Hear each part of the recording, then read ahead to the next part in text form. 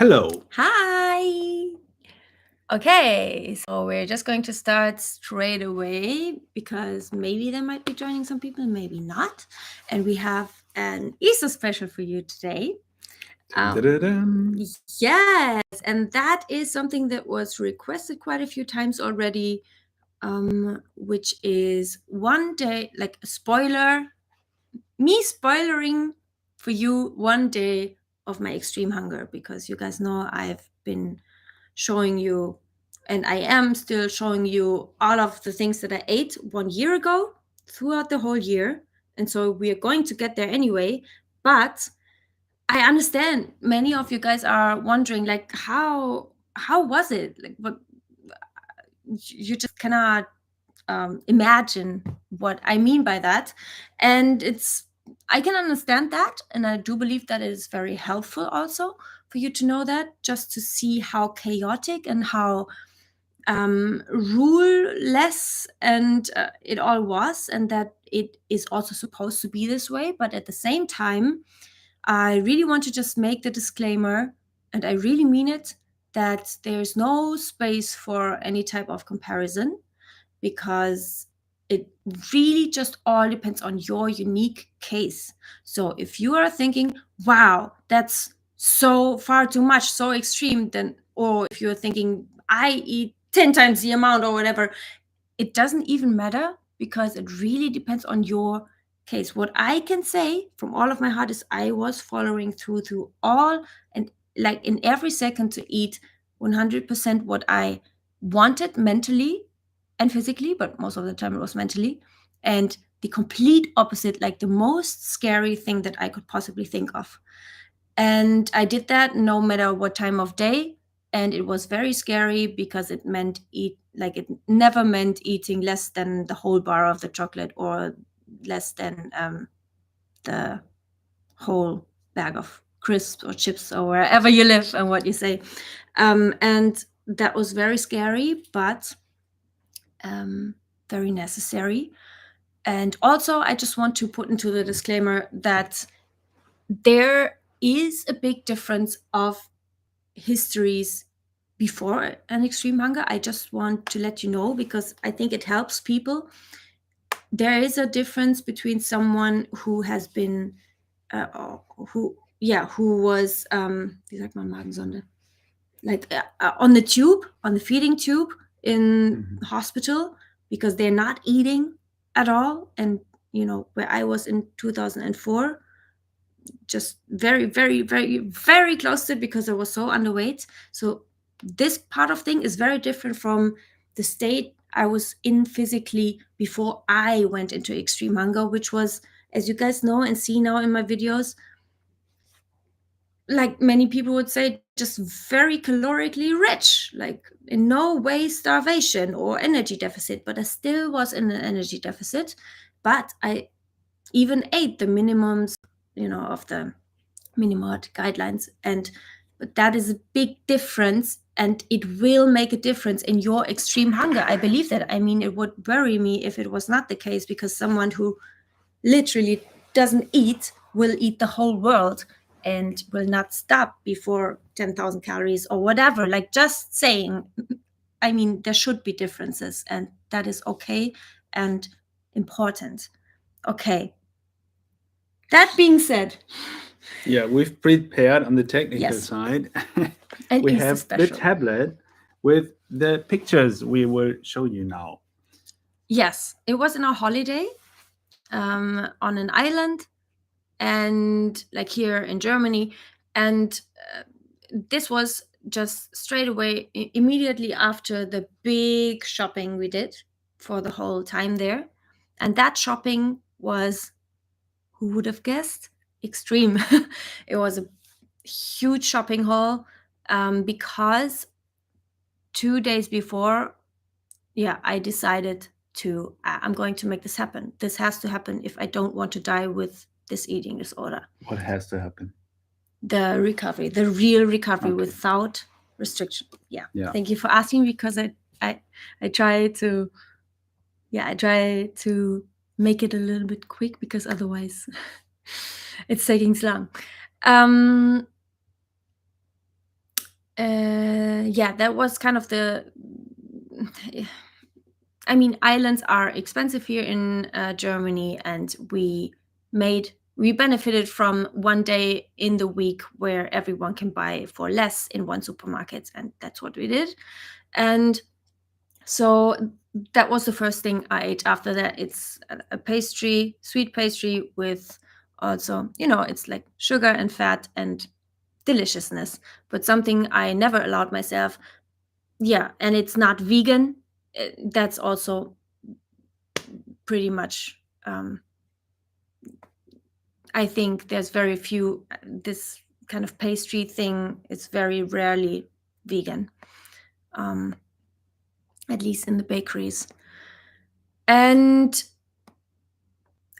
I made the decision on my anniversary every year, like that I kind of remember my day when I went into the clinic. But the reason why I made the decision was pretty much because I wanted to make use of the fact that I was not at home in my everyday routine, and I just wanted to.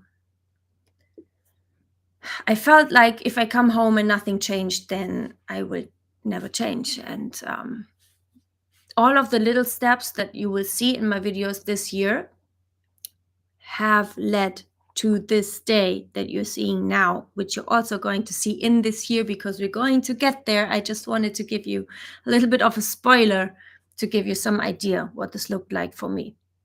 This was one big jar of like milk chocolate spread, not vegan.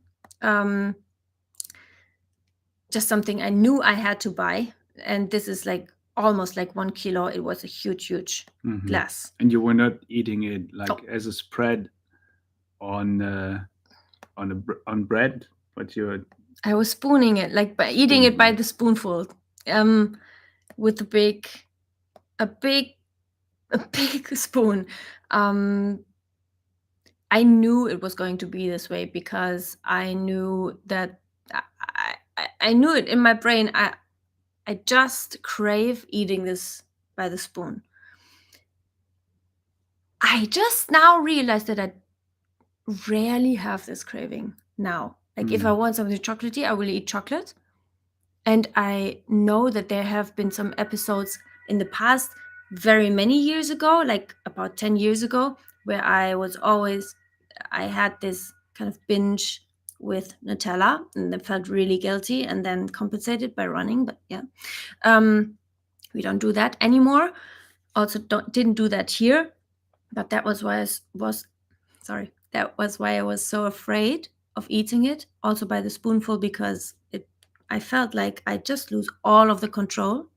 And this was the first time where I just set it through, and I stuck with it, and I felt the feeling of losing all control. But I knew what is really happening is I take control, and this has to be extreme. And the more wrong it feels, the more right it is for me. And yeah, this is some kind of Snickers bar. I had that. Then crisps. And these photos are what you looked it up before, like 10 minutes apart or something. Yeah. And I just craved everything all the time, basically. And not only one chip and not only one piece of chocolate, but I wanted all of the salty stuff and all of the sweet stuff, just basically all of the most calorie rich stuff that there is. And yeah, this was the whole bag there on that day. And I remember crying in David's arms and just being completely desperate and feeling this sheer loss of control. But I now know it was not the food that made me addicted or powerless or whatever. It was because I had restricted it for so much before. I eat chips on the regular, but I genuinely do not have the craving for the whole back. It might be half of the back, but and even if it's the whole back, it's okay. Then So there will what? be a reason for it. But I just want to say, I was at that time, I would not have believed you if you had told me that now, which is how many months later? A little bit more than half a year later, I would be at this point. Would not have believed you. Just was not in my ability to think of this. Yes, this was a picnic we had. No, not yet. Not yet. We were just having a beer here in the sunset. And this represents, this selfie represents me being extremely, I had been crying before and just being very down and thinking, what am I doing here? And I was freaking out, and was just one part of that process as well, which happened very regularly, by the way. And David was. And it was windy, as you can see. Yes. That's very nice. Sunset. Okay, these are some screenshots. We picked these photos very spontaneously. That's why, sorry for the chaos. Hi, Z. Hi, good to have you back. I wouldn't have believed myself either before, but you're telling the truth. Thank you. I'm trying to make everyone feel less, how to say?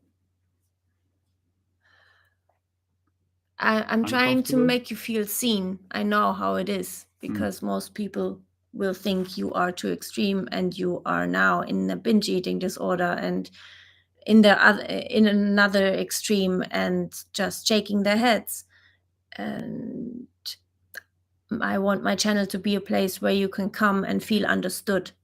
Yes, so thank you for your feedback. You can also ask questions if you want. You'll get to them. You see a tangerine. This is not really like the food I was thinking of. That I want to eat like more than anything in recovery.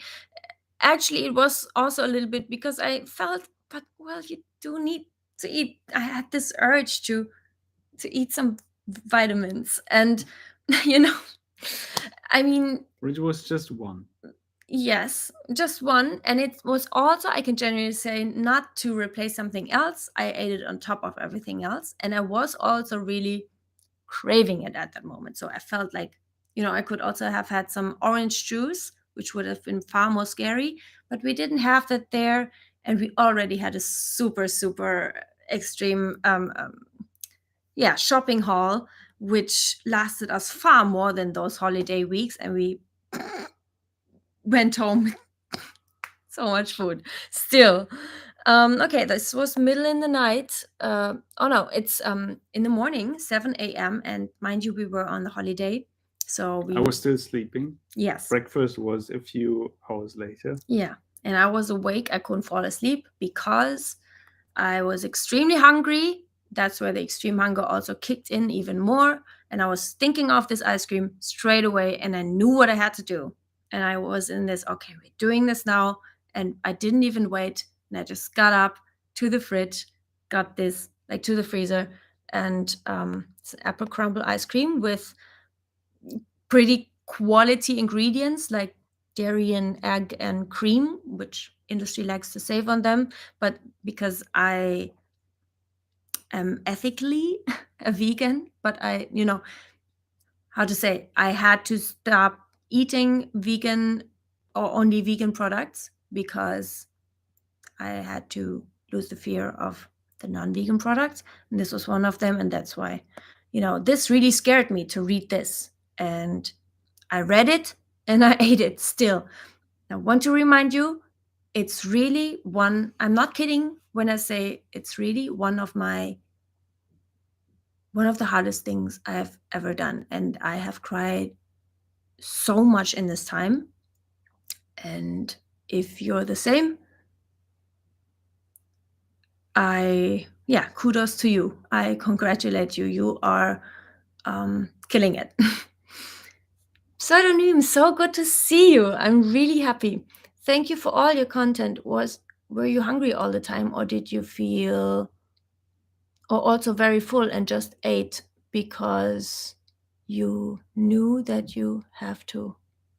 Sorry, my keyboard is crazy.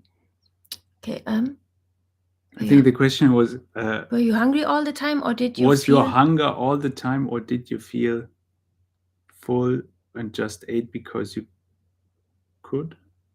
Because you knew that you have to. I knew that you have to. Physically, I pretty much all of the time was not hungry because I ate so much. And it's very normal when the digestion is slow that it is that way. And it's just, you just are full all of the time. But I knew, because I had been getting into Tabitha's content and other people's content of the real recovery, opposed to the quasi recovery that I did 1 year ago, that I need to listen to my mental hunger, and that the mental hunger is the key to getting to real recovery and getting out of the energy deficit. And that is where which I think I also already recommended you, Pseudonym, I think even in today's video, the macro combining of macronutrients in one meal was, for example, something that I had to let go of and just purposely eat processed, purposely eat the calorie dense, purposely eat things with less fiber in it, purposely choose all of the unhealthier stuff, which is how it was, which is what I thought in my brain that it was this way. And yeah, in order to not feel so full, basically. And I know that you wrote me, you also have this kind of problem, and that's how I personally address the problem. And I think it's just logic. It's scary, but it's logic. And so to answer your question, physically I was not hungry most of the time, but mentally I just was thinking of food, and anytime, any second I thought of food, I took it as a sign of hunger, which is just as important as the physical hunger. Yeah, and to go and eat, to respond to it, and not just think, okay, I'm mentally hungry, but I'm not going to do anything. But then that was basically the only difference to before. The real recovery was, okay, I'm thinking this, and now I'm doing it. So simple and so hard to do. Okay, you can also continue to ask, but I'll go on in this. I just ate it with this quark thingy. Very weird combination, but you will see there's a lot of weird combinations in here, and it's because I craved everything at the same time, all at the same time. I just couldn't decide. This was breakfast, for example. It's 11, I think. Yeah, 11, like 4 AM. hours later. We are normally getting up early, but that was just, we also had late nights. Yes. You see here butter, like real butter. The margarine was far less scary for me than real butter, and so it had to be this way. Gouda, this type of chocolate and milk spread, nougat spread. This is cake, caramel cake, some type of breakfast cake, some dark chocolate cake, camembert, like some soft cheese, cream yogurt, the full fat versions, the processed kind of unhealthier peanut butter, like not natural, I mean. You will also see later the condensed milk, which is what I put into the coffee so that it was not black anymore. You see here like non-whole grain bread, which I didn't used to eat bread before because it was not really interesting to me, because the vegan spreads, I was never really into these. But now with all of the options that now, the door was open to, I knew this is becoming interesting again. And so, that's what I did. Let's keep going. Oh, you also see the tangerine and the banana. These were, I also like these because they give some freshness, but I purposely limited them to like very, very little, just to eat them on top. You also see the egg. I also ate that. And it's just, I wanted to try everything. I couldn't decide. Just had some of everything. And you are going to see the chaos is on my bread very soon.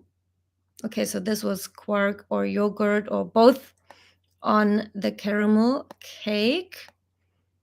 And this is the peanut butter on the banana. Then this is the breakfast cake with the butter on top. And I mean, come on, it's really, I didn't skimp on the butter. This was very much for me. I know, you can always put more, but I really did well on this because you can really just also scrape a thin, very thin layer, but this was a good job I did there, I think. And it was very common for me to make something on the, add more, because I realized, ooh, I thought this is already so much, because then I freaked out and I was like, okay, oh, that's enough. But then I bit into it and I noticed, oh, I could, taste wise, I think it could use more. And so then I did. And so that was the learning part also. The flaxseed stuff we brought from home, and it's basically just because I thought I have to get in all of my omega-3s, which, was also part of the disordered thinking and orthorexic thinking. I don't do this anymore. I don't add daily flax seeds. And I was always thinking, how are you able to survive without adding your flax seeds every day? I made it. You made it. Magic. Are you sneaking fish somewhere? Yeah, pretty much the same as before. On this bread, I tried all kinds of different things. This is Gouda. This is also butter underneath. Then camembert. Then I had this chocolate cake and then peanut butter on top, which for me, I tried to get rid of any kind of maximum calorie mindset. And so for me, I always tried to act like the more calories, the better. And if I felt like adding something on top, there's something on the top. Peanut butter on a cookie, peanut butter on a cake, whatever, or butter on anything. Also, this was a big deal for me because I realized this is the end part of the cake. It's with the frosting on top. And I mean, that means more calories, right? And I earlier had this part and I realized it didn't even come to mind to me that I had the end part of the cake. So it's my brain No, dropped. this was not the end part. It was. This was the start part. Yeah. First but it piece. was with the frosting. Yeah. And it's something that doesn't come to my mind anymore, which is just, wonderful to me, because it just shows how the reprogramming and the rewiring, that it really just works. And so grateful. Only after 1.5 year, like half a year. Yes. Okay. Also different stuff. That is crazy to me. You see it here better. It's butter underneath. Like, this is the breakfast cake. It wasn't as good as it sounded. So like weird spices, but also not very sweet. But then, butter on top. Then I have this kind of flaxseed thing, which doesn't taste good anyway. But then I added camembert, like cheese, and then also some quark or yogurt. And I don't know, this is kind of sweet, and then the cheese, and I don't know what Basically I was half craving of the breakfast table in one piece. Yeah, but it's interesting because I crave exactly this in this morning. In this moment, I was thinking, oh, that sounds good together. Yeah. And I just want to tell you, just embrace it. If you feel like, well, I'm craving this now, you can't explain to yourself what's good about it, but just go with it. Just go with weird stuff. As long as it's really the complete opposite, the most scary opposite of your eating disorder, it's fine. There's no rules. I had this milk and chocolate spread, and that's kind of an example of where I used to also double this layer, because I noticed, it's not as much as I thought it would be. This is the nougat thing on the rest of the bread. Yes. Also some more butter because I thought it needs more butter, but that was also the learning curve. I had to learn, okay, what really I tried to act according to my taste, not according to what my brain thinks is enough calories now or is too much unhealthy stuff now. And that, yeah, that really takes all of your brain capacity. Then, very regularly, after having all of this, also after breakfast, I went in with a spoon and just spooned them. And yes, believe me, guys, I also had stomach pain. I did not feel well in my stomach. I mean, it's not wonder, no surprise. But I did it anyway, and it's something that was very crucial for me to do this. And I just was not satisfied after the breakfast. I was full, and I was also already a little bit like didn't feel so well. But my brain was like, "Give me that Nutella." Yeah, it's just like no name brand, but give me this. I want this, and I knew it wouldn't stop without me doing it, and I did it until it stopped. And I tell you, this kind of Nutella, like normal size jar, I emptied one day before already. You're going to see that throughout the year. So one jar was already gone. So I was able to spoon the Nutella. I have an interesting history also with Nutella. So I was not surprised that it would be this way. I knew it was going to be this way and it was very scary. But I'm very glad to report that I do not have the feeling anymore that I'm addicted to Nutella or that it has this kind of power to me. And I'm always thinking about it in the kitchen or it's calling my name. And if I'm thinking of it, for example, today I had it on a yeast dough kind of coffee cake bread. And and then I was satisfied. And sometimes, quite rarely, yes, I want to have some spoons and I will eat it. But it's just and without restricting. And it's just something that I would not have believed you that I would be able to say this or do this or feel this. That this happens with me this half year ago. This was October. So just November. if you're in the spot now. It This was is November. October. Really? 28th October. Oh yeah, it was the beginning Yeah. of the holidays. Yeah. Yeah. End of October. Yes. Yeah. Tangerine. Second tangerine, but on top.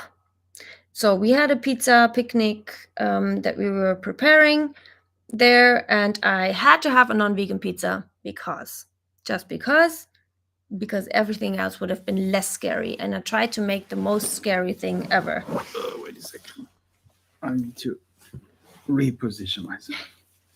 And so, don't laugh, but it looked like this: tuna, chicken, and what do you say? Fischstäbchen. Like the fish sticks? Fish stick, yeah. Do you say fish sticks? I'm not even a fish person, never have been really, but I was trying to find out for real if I really don't like it so much, because the eating disorder was really afraid of like this panade. Like this stuff on top. It's fried. And and I just wanted everything. I couldn't decide, so we went with everything. And then this is sour cream. And then cheese. Gouda, in this case. And I had this whole piece of cheese also before and while we were preparing, which was also very scary and new to me. Just eat whenever and no rules and just pure chaos. Just let it happen. And I craved this and I ate it. Had this apple, I think, before we went to the sunset here. With the pizza. Yes, and so nice. And some olives and 2 beers. Liquid calories, they had to go with the meal. And it was really, I felt it was kind of therapeutic for me, this meal. Yeah, And we took a candle, you can see it here, Mhm. just to realize it was too windy and it didn't burn. Yeah, but it was still very romantic. Yeah. We also had more later, as you will see. But this, I celebrated this because to my restrictive eating disorder brain at that time, it was like, oh my gosh, you cannot eat this. And then I was like, F you, I'm going to eat this. And it made me feel so powerful. And yeah, so it was cold, as you can tell. It was cold and windy. Yes, it's the North Sea. And then when we were home, we watched some television. We don't have one at home, so we were really enjoying that there. And had some salt and vinegar chips here. Also on the regular, the whole bag. These were some Roasted? roasted, toasted, sugar coated, whatever you, Peanuts. not almonds but peanuts. Yeah, and they actually belonged to David, and but I just craved them so much, and I gave them to her. yes.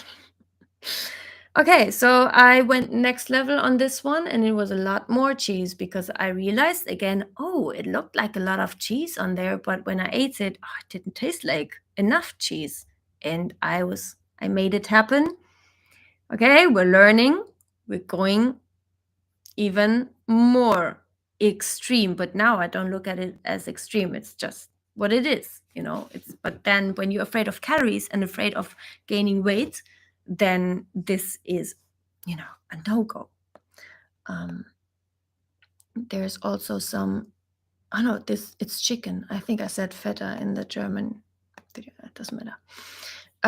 Had some quark and like cheese also. It's also very random, a bit strange. I don't know why, but I craved it, so I had it. Yes. Okay, this was straight before bed.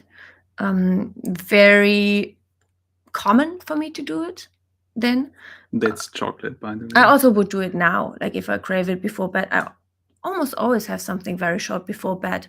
But yeah, it's chocolate.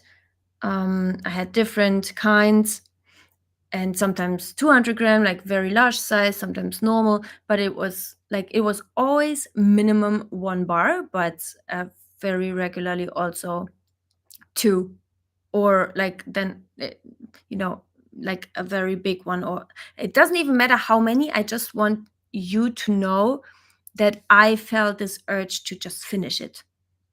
And if I did not feel satisfied and still was thinking of chocolates, even it didn't matter how unwell I felt and how full I felt already, I had another bar.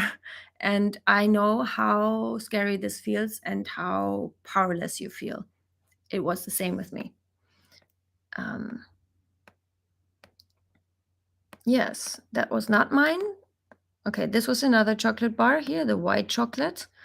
I loved this as a child, and it was even more scary than the normal chocolate for me because it's even more fat and less of the cocoa powder. And it's like just really, yeah, you can see how disordered it is because it's really not so much of a difference, but in my brain, it was a huge difference. Just some screenshots there. That was in the night. Again, this was actually at 5 a.m. the next morning. Same game with strange combinations like the yogurts with the ice cream, the apple crumble ice cream, and some quark. I just tried to not think and ask myself what sounds good to me and like the best to me, and I just went with it. Yes. And then I finished it. Yeah, and there were also days when I had the whole thing in one go. Is this it? Or okay. That's yeah. it. Okay. Yeah, I hope this helped. Let's get into some questions. Z, I say you're still vegan. I know others disagree, but it's because they are choosing not to understand. Shame on them. Wow. I think you're Besides David, I think you're actually the first person saying that to me. I appreciate it very much, because I do like you might be the first person besides David that understands when I say I do feel vegan at heart still, and I somehow still consider myself vegan, but I do know, of course, that I don't eat vegan, and that's a complete contradiction from the outside. But I know I am only doing this because I deserve to survive, and not only survive, but also thrive. And it's not, people like to call it cognitive dissonance, like that you're telling yourself one thing, but then you don't want to be true, and you're just ignoring the fact that you're actually living a different reality. But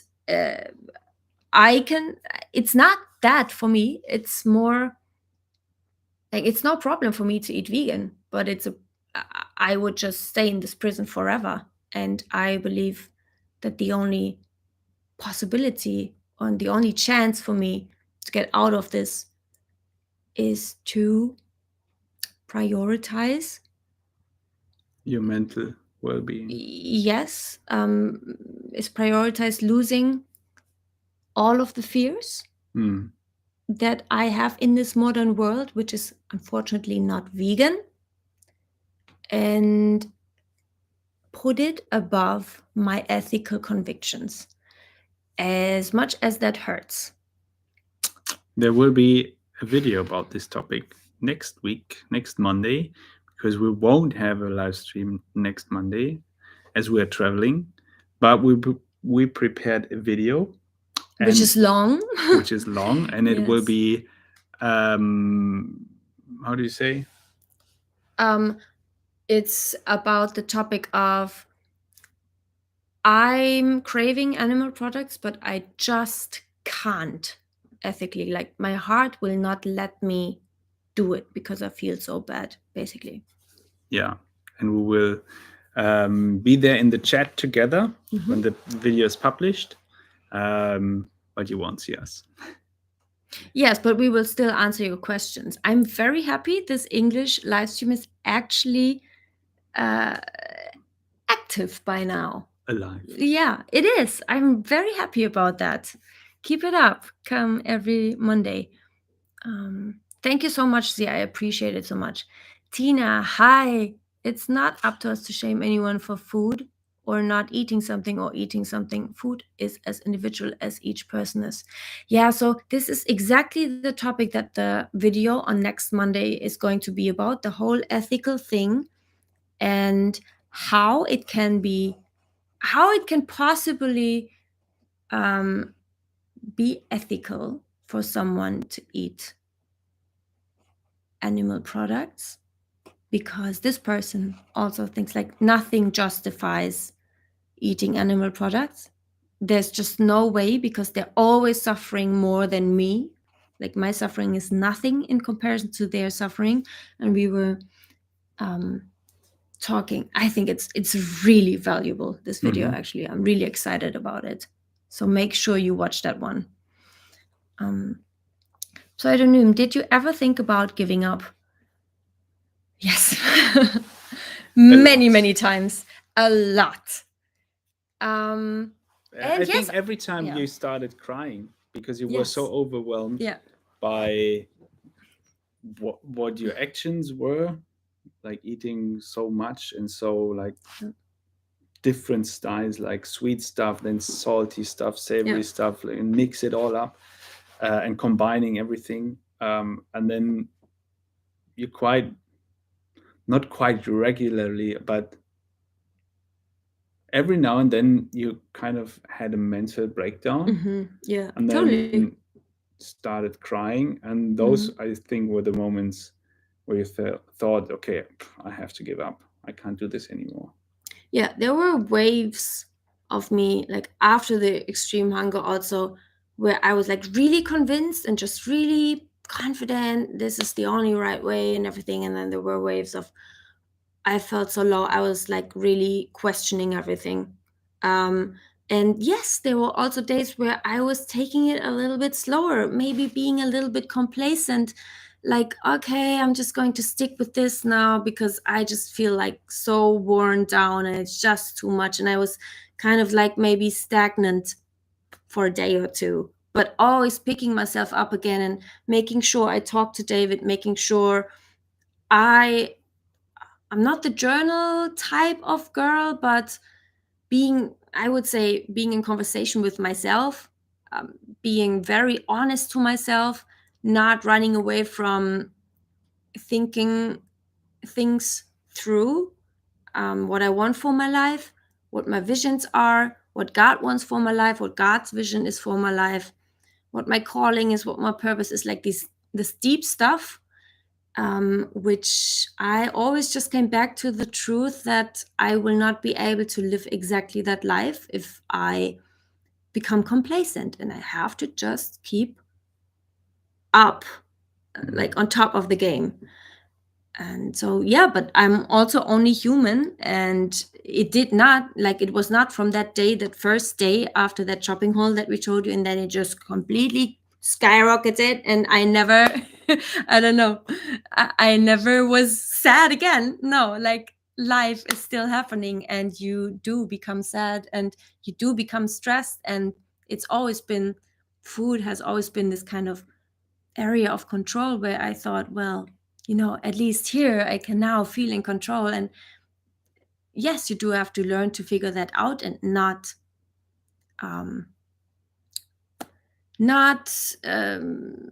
use and abuse food as this thing that you've always done.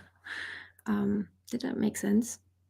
Yeah, so I thought about giving up a lot. Yes, but it did become less the longer I stuck with it, because I just always reminded myself of what I gained, all of the freedom. Like, the life I live now is completely different from the life I lived for 18 years. I basically try to live and act now as if I didn't have any fears and any sorrows, and not only in the food area, but in all of my life areas, because I also believe that that is what God wants for me. And yeah, yes. You can, because thinking about giving up is one thing, but the decisive thing is, are you giving up? As long as you don't give up and you're only thinking it, you will cope with it. But you train your brain that you don't have to give up by not giving up. That's the rewiring part. You just have to learn you are not your thoughts. You can have a thought, but as long as you don't act according to it or upon it, it's only a thought, and it will be over. But if you act on it, that is going to teach your brain stuff. Yeah. Ragnhild, so good to see you. I finally made it on time to a live stream. Very glad. Do you have any questions? That's what you're here for. Also, like, you can watch these anytime also after the live stream, but now if you're on the live stream, this is your time to ask a question and get it answered instantly. Welcome, Ragnhild. Yay! Tina, I had crisps, cheese and onion. Yeah, these are also the ones I went for very much. Dipped in Nutella once. Wow. End of story. I was 5 weeks pregnant. Ooh, okay. So you mean like bloated? No, I think really pregnant. No, really? Yeah. Is that a good thing now or not? That's the question. I think you have to distinguish. I mean, there's this common, everyone knows it, that pregnant women have this extreme sense of hunger and like extreme tend to do extreme food combinations. Yeah, okay. So I think it was the case for Tina, but it wasn't the case for you. Yes, it wasn't for me.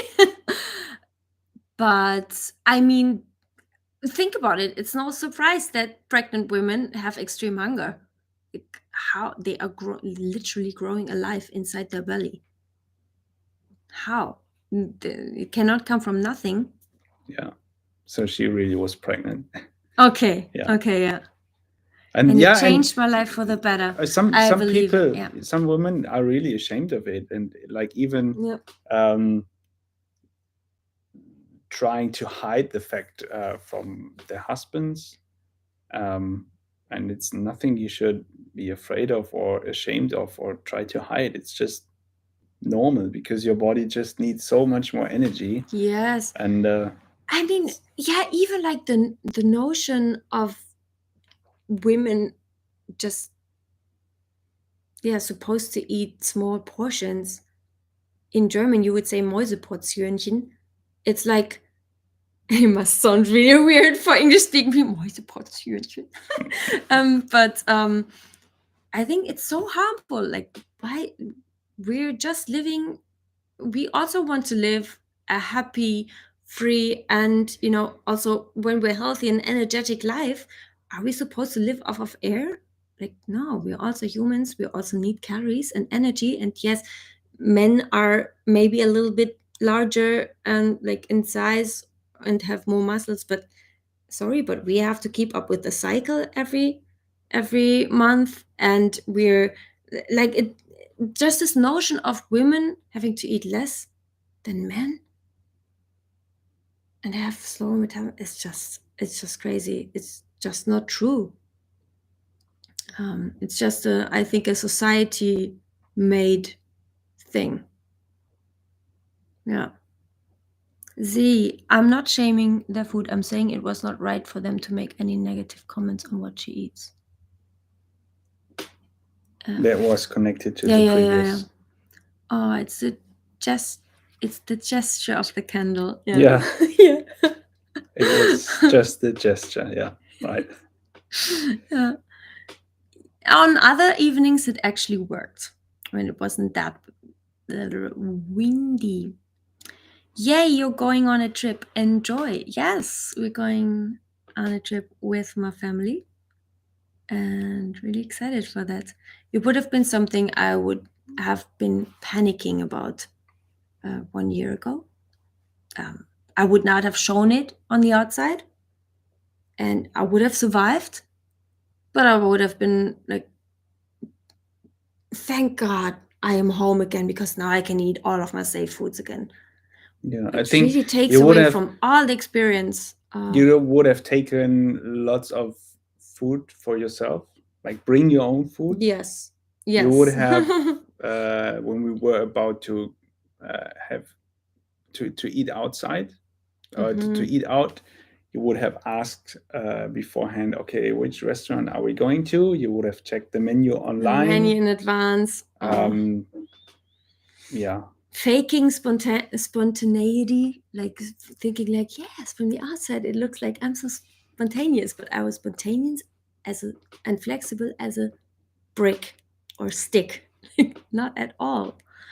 And I would just have survived. I would not have been able to just enjoy all of the time. I would not even have had the capacity to be in the moment and enjoy the conversations and just be chill and relaxed. I was so tense inside. And yeah, so that's something I will forever be grateful for, to just go on trips and enjoy, because it's not something I take for granted at all. Pseudonym, what was worse for you, the feeling of being very full or the thoughts about the unhealthy foods you ate? What was worse? What do you think? I think it's the unhealthy foods. Yeah, say so as well. Because you were like really, while eating them, because the feeling of feeling full is just by nature coming after you ate. And the thoughts of eating unhealthy foods were first. Yeah, And I they think yeah they were much more prominent because they made my whole life and every second miserable.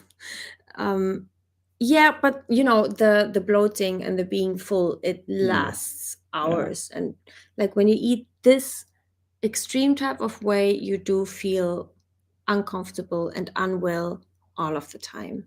It's pretty much doesn't really make a difference time-wise.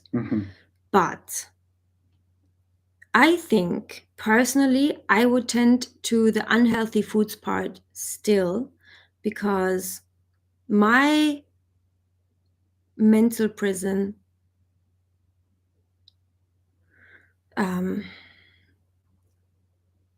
it felt like it made me the unhealthiest of all things. And I don't know. Well, yeah, to be fair, I would say it really, especially in the extreme hunger phase, I would say it was both just the same, because both of it is just exhausting.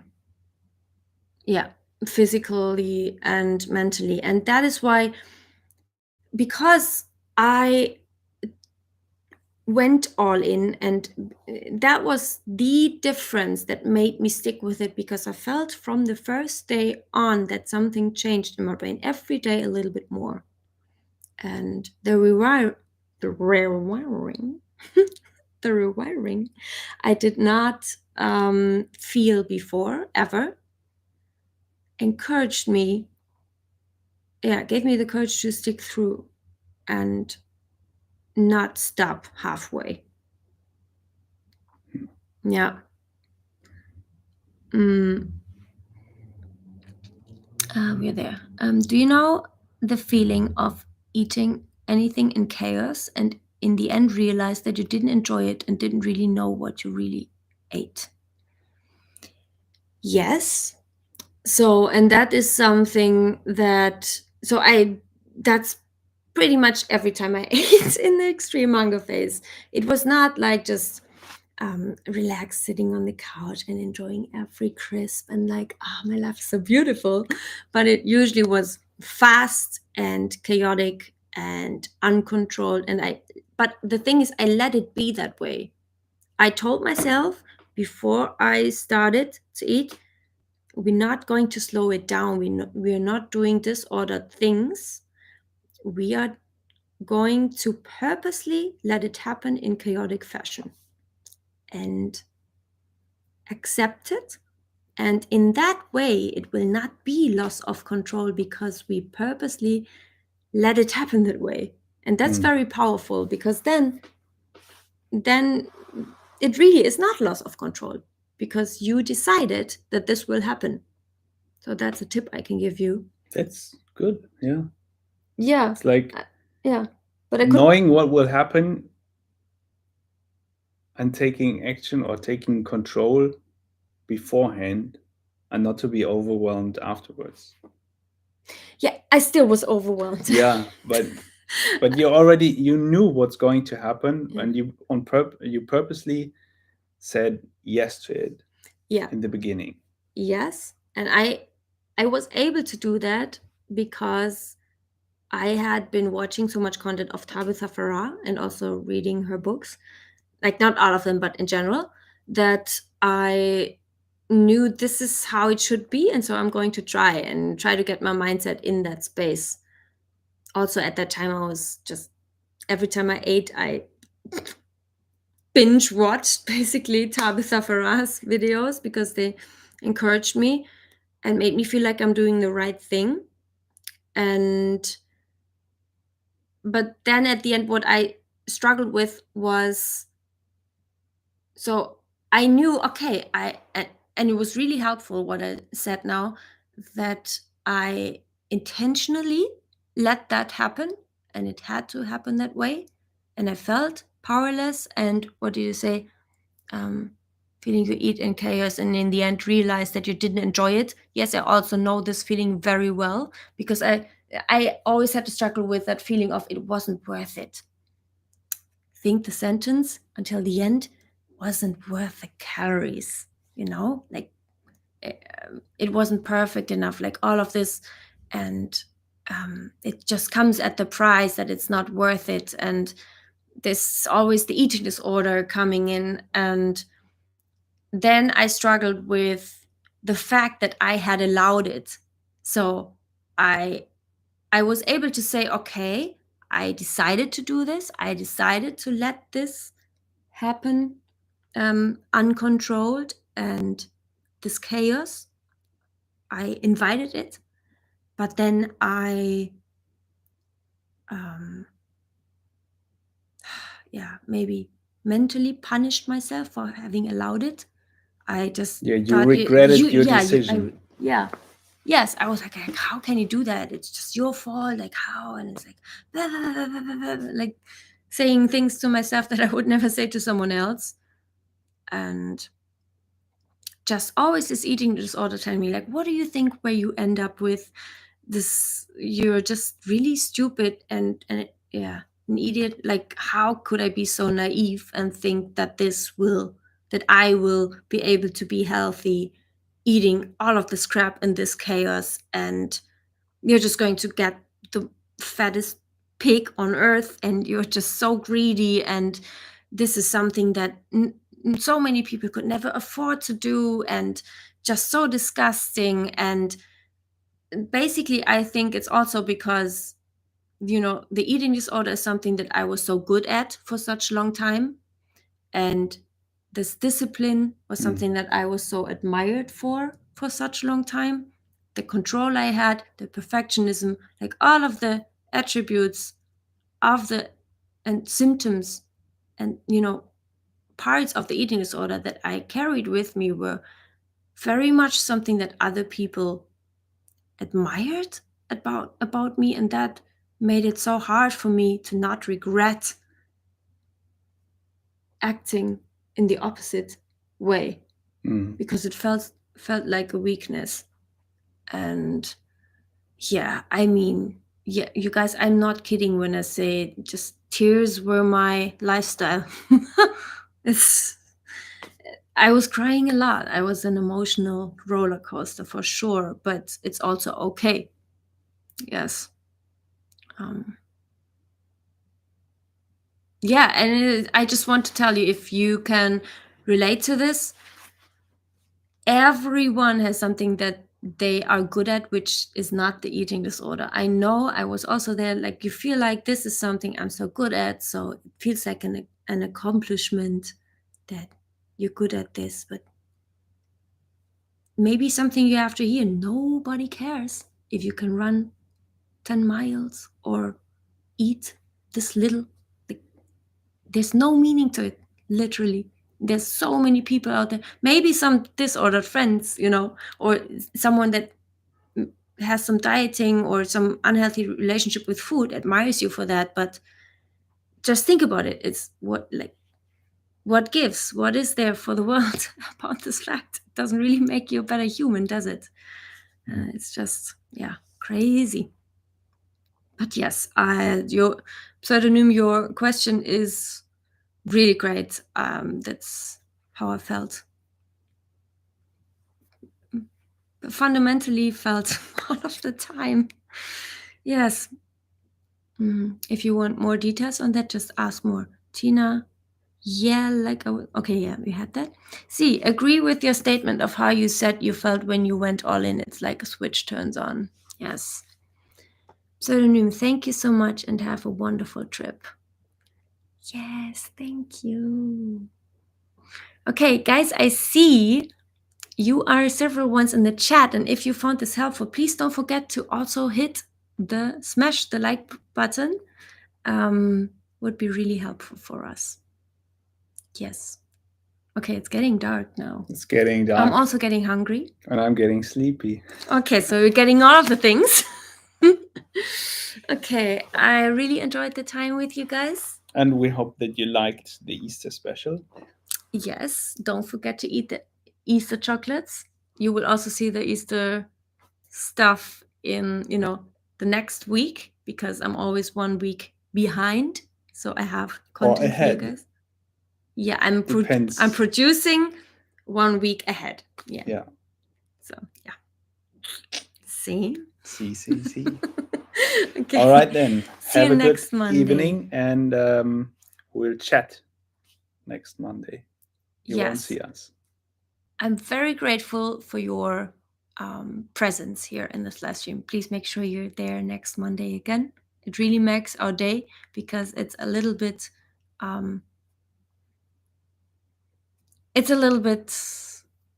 it's just so nice to have people here as well, because otherwise you feel like, oh, I don't know if anyone wants this. Yes. All okay. Right. Have a good evening, guys. Bye-bye. Bye.